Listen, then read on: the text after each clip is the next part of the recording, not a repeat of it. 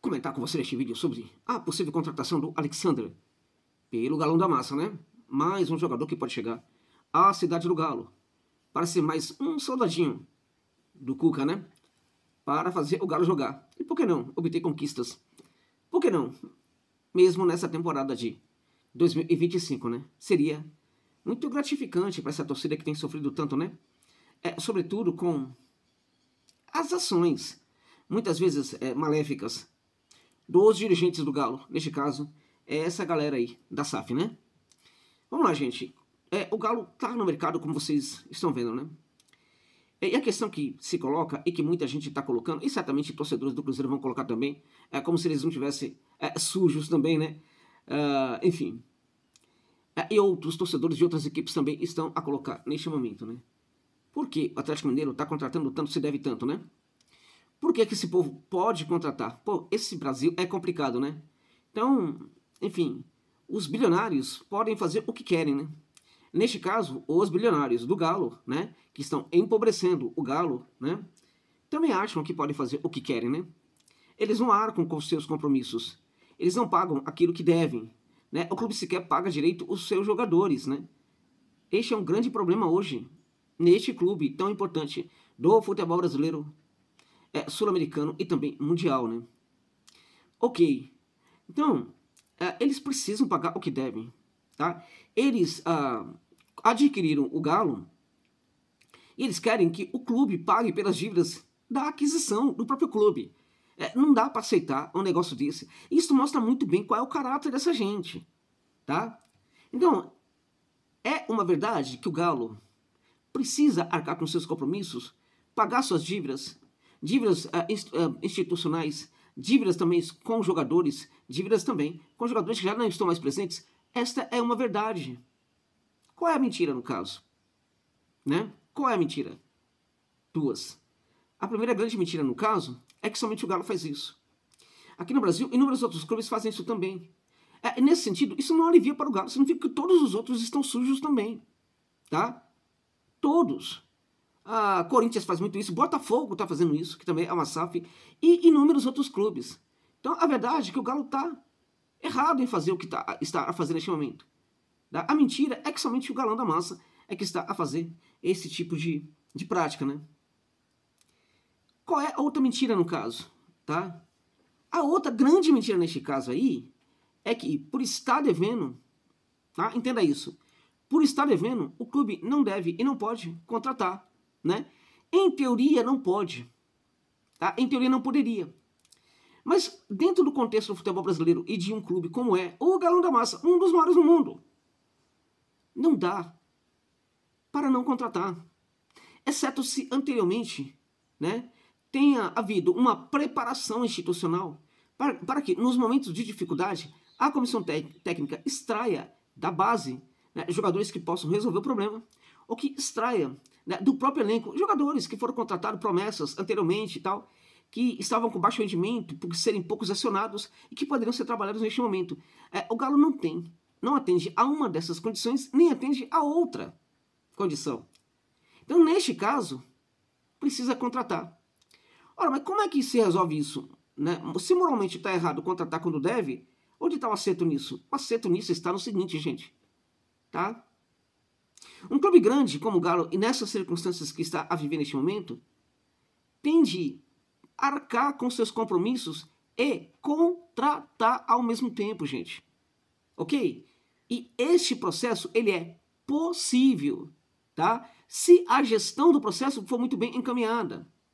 O Corinthians viveu uma situação parecida quando o Augusto chegou ao poder, há algum tempo atrás. Começou a contratar. Não estava errado, tá? Se houve um erro ali, né, estava no fato de que o clube estava mesmo arcando com todos os compromissos, estava pagando suas dívidas. Aí é que está a questão, tá? O moralmente equivocado, né, as ações moralmente equivocadas por parte dos dirigentes, né, estar no fato de não atender a esta outra parte do problema, tá? Porque um clube grande não pode deixar de contratar, precisa contratar. É muito importante ter claro.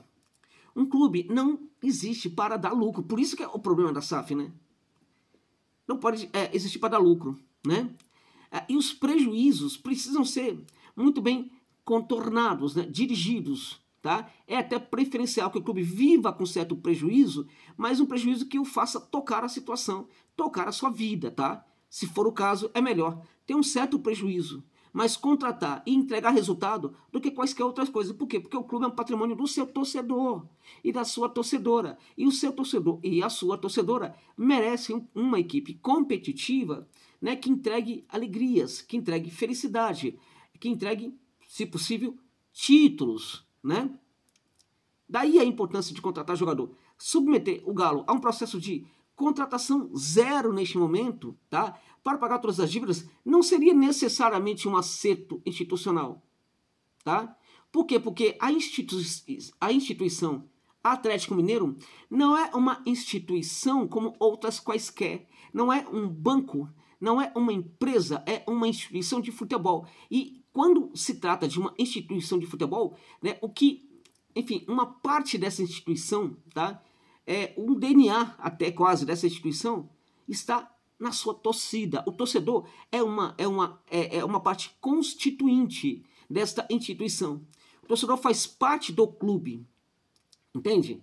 Então o torcedor precisa ter alegria, precisa ter satisfação, né? E isso só pode ser feito com uma construção de uma grande equipe. Se o clube está neste momento institucional tão ruim, ele precisa não abandonar, né, essa ideia de que é necessário ter uma equipe competitiva, tá, capaz de entregar alegria e felicidade para o seu torcedor. Mas e a crise institucional configurada em dívida? Então, esta parte também precisa ser resolvida.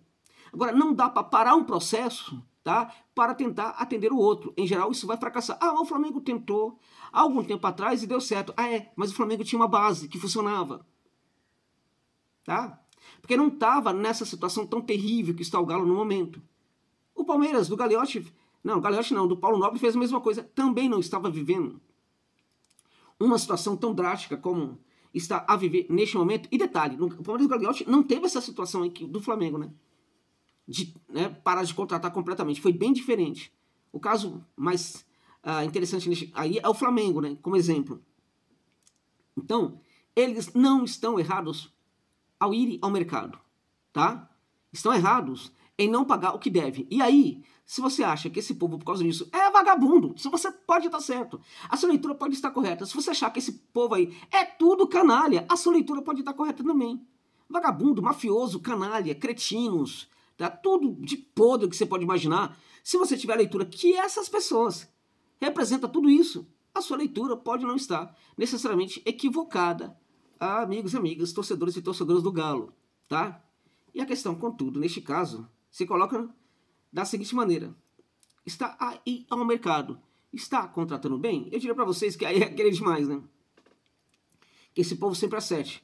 Mas as últimas especulações, contratações e tentativas não estão me decepcionando. Não estão. Longe disso.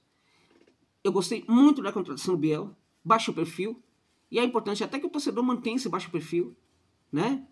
Porque eu acho que ele pode surpreender. E o Alexandre, se contratado for, uma aposta. Mas uma aposta, na minha opinião, muito interessante. Por que é uma aposta?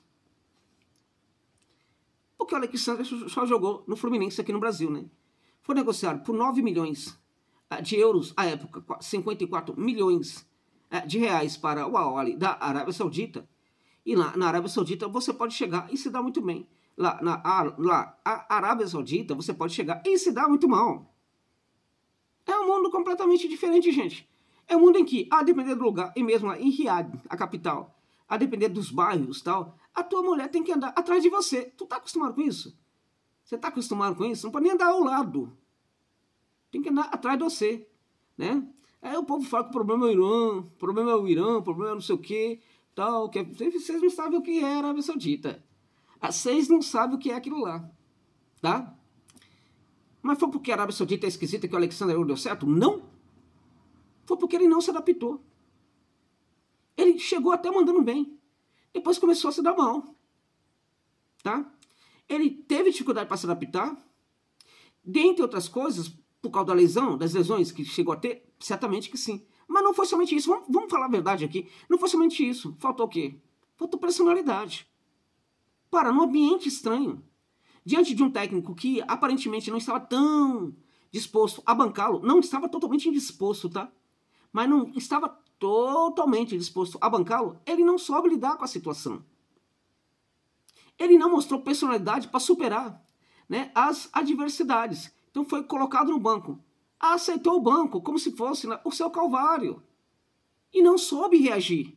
É muito importante deixar isso claro. Ah, mas que foi, que teve lesão e voltou. Essa leitura é equivocada, gente. Ah, ele teve lesão e quando voltou não conseguiu competir. Por causa da condição física. Essa leitura é equivocada, gente. Por vários aspectos. Primeiro, que ele chega mandando bem, depois que ele começa a mandar mal. Então ele chega e se adapta, mesmo com a condição física tal, que não era das melhores, depois ele não se adapta por causa da condição física. Isso é mentira, que estão a contar para você. Não é verdade. Porque primeiro ele chega bem, depois é que ele fica mal, apesar das lesões. Agora a questão axial, principal, vital, aí em torno disso é a seguinte. Você acha que o futebol da Arábia Saudita tem mais intensidade ou menos intensidade que o futebol brasileiro? Você acha que o futebol da Arábia Saudita é mais competitivo do que o futebol disputado aqui no Brasil? Você acha, por exemplo, que, né, os gigantes, né, mesmo os gigantes, né, porque a maioria dos clubes lá não é composta por clubes gigantescos, né? Mas você acha que os clubes, né, mesmo os gigantes lá, quando estão jogando, você acha que há uma competitividade maior? É um jogo muito mais duro para os atletas em campo do que um clássico entre Cruzeiro e o Galão da Massa. Você acha isso? Você está completamente equivocado. Não é. Então, se o Alexander consegue jogar aqui no Brasil, como é que ele não vai jogar na Arábia Saudita? Então, a questão foi personalidade. Que o cara pode ser muito tímido, muito medroso, muito não sei o quê, muito isso. O Bruno Henrique era muito isso, né? Depois começou a dar os saltinhos aí, começou até a se envolver em aposta e tal, não sei o quê. Enfim, o Bruno Henrique era assim. Agora, dentro de campo, sempre respondia. Por quê? O cara pode não ter personalidade, mas dentro de campo ele pode apresentar a tal da personalidade futebolística, que faz com que ele consiga destruir dentro de campo, embora terminou o jogo, ele abaixa a cabeça e não quer falar com ninguém, porque não consegue falar com ninguém. Há jogadores que têm essa baixa personalidade, que quando entra em campo, faz o contrário. Há jogadores que têm uma baixa personalidade e ela é tão baixa que às vezes faz com que o atleta dentro de campo não consiga acionar seu jogo. Pode ter sido o caso do Alexander. Isso significa, contudo, que ele pode não dar certo no Galo? Não, ele pode dar certo no Galo, mas tem que ser bancado, tem que ser bem cuidado pelo Cuca, e certamente, né, ele não vai ter um ambiente estranho, com cada um que, para quem ele olhava, falava uma língua diferente, e toda a língua era complicada. O árabe, por exemplo, tem 8 R's aqui na garganta, meu irmão. Vai falar esse negócio. Entende? Então, acho que ele pode se adaptar no Galo. Se se adaptar, aí vai ser uma grande contratação. Porque é um volante moderno, que pode ser 5 e 8 ao mesmo tempo, um volante misto, que consegue ter no setor do meio de campo um bom controle do jogo, da bola, tá? Consegue, enfim, trabalhar muito bem o seu corpo, né, ali no espaço, né? Também consegue ter uma visão panorâmica para fazer os passes, né? O passe dele é de qualidade, passe médio, passe curto, possui uma grande qualidade, tá? Além do que, tá? E essa questão é muito interessante sobre a condição física dele. Ele era, aqui no Fluminense especialmente, um jogador muito interessante para contribuir na recuperação pós-perda. Não é qualquer jogador que consegue... Porque o que é a recuperação pós-perda? É uma recuperação que ocorre, sobretudo, no setor de ataque. Ok? E ali no setor de ataque, essa recuperação pós-perda ocorre no momento em que, quando a equipe adversária pega essa bola, aciona muita intensidade, porque ela está saindo, ela precisa de força para sair, né, daquele local de pressão, tá? Sem uma força na saída, né, a pressão vai retomar essa bola. Então, você tem muita pressão acionada para, na recuperação, para a saída do campo de defesa, né, e neste espaço, e justamente neste local, né, e especialmente neste momento, tá, é que acontece boa parte da recuperação pós-perda, tá? Ela pode acontecer no meio de campo, mas já acontece num número menor ou menos importante, tá? Ela pode acontecer no setor defensivo, que já praticamente sequer já é recuperação pós-perda, né? Recuperação pós-perda é recuperação imediatamente após a perda da bola, tá? Que vai funcionar em todos os setores ali do campo, tá? Quando a equipe estiver trabalhando ali, no meio de campo e tudo mais. E quando a equipe estiver trabalhando no terço final, né? Perto do adversário, tá?